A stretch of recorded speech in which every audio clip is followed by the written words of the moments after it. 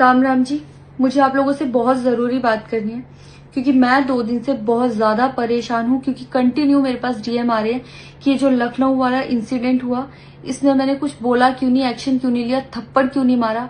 और कुछ लोग मुझे ही गलत समझ रहे हैं, कुछ मीम्स पे लिख रहे हैं कि ये तो हंस रही थी, मजे ले रही थी। कि पब्लिक में कोई मुझे ऐसे टच करके जाएगा उसमें मुझे खुशी होगी, मुझे मजे आएंगे। सारी बात ये थी कि जब इनका सॉन्ग के लिए मेरे पास कॉल आया तो मैंने सारी चीजें क्लियर कर ली थी कि इसमें ऐसा वैसा कॉस्ट्यूम तो नहीं है, कोई डबल मीनिंग लाइन तो नहीं है और इसमें ऐसा वैसा सीन तो नहीं है। और मैं शूट पर गई, शूट पे सब कुछ नॉर्मल था, मुझे कोई प्रॉब्लम नहीं हुई।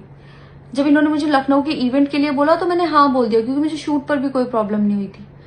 और जब मैं लखनऊ में गई, मैं स्टेज पर थी, मैं पब्लिक से बात कर रही थी, पवन सिंह जी ने मुझे बोला कि इधर कुछ लगा हुआ है। उससे थोड़ी देर पहले ही मेरी ड्रेस वो न्यू थी, साड़ी में नीचे टैग लगा रह गया था। तो मेरे दिमाग में आया कि शायद ब्लाउज का भी टैग लटक रहा होगा। मैं हंसकर उस चीज को दबा रही थी कि अगर मेरा टैग लगा भी है तो वो चीज जिस टाइम मैं पब्लिक से माइक में बात कर रही हूँ उस टाइम ना बोल के साइड में भी बोली जा सकती है, इसलिए मैं उस चीज को उस टाइम पे दबा रही थी। मैंने हंस के टाला, अवॉइड किया और फिर दोबारा बात करने लगी। वो बोले नहीं कुछ लगा है, नहीं कुछ लगा है।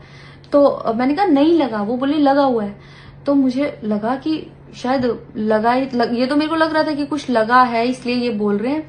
और पर फिर भी मैंने हंस के वहां पे टाला, पब्लिक से अपनी बात कंप्लीट की।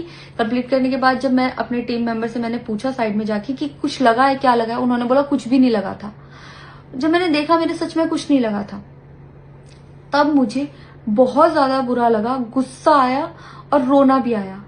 लेकिन मुझे ये नहीं समझ आया कि मैं अब क्या करूं यहाँ पर, क्योंकि जहां मैं गई थी लखनऊ में, पवन सिंह जी खुद भी वहीं के रहने वाले हैं, उसी जगह पर इवेंट था।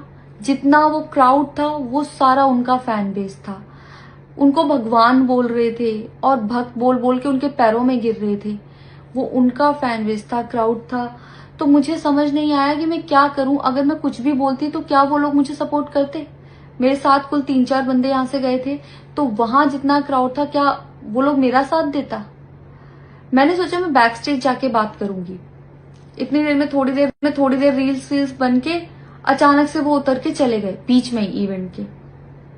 थोड़ी देर मैंने रील बनाई, अनाउंस ये किया गया कि अभी इवेंट दोबारा स्टार्ट होगा। डिनर के लिए अनाउंस कर दिया गया, मैं भी उतर के चली गई और इवेंट वहां पे खत्म हो चुका था। अनाउंस किया गया था सिर्फ कि दोबारा होगा। नेक्स्ट जब मैं घर आई तो मैंने देखा ये बहुत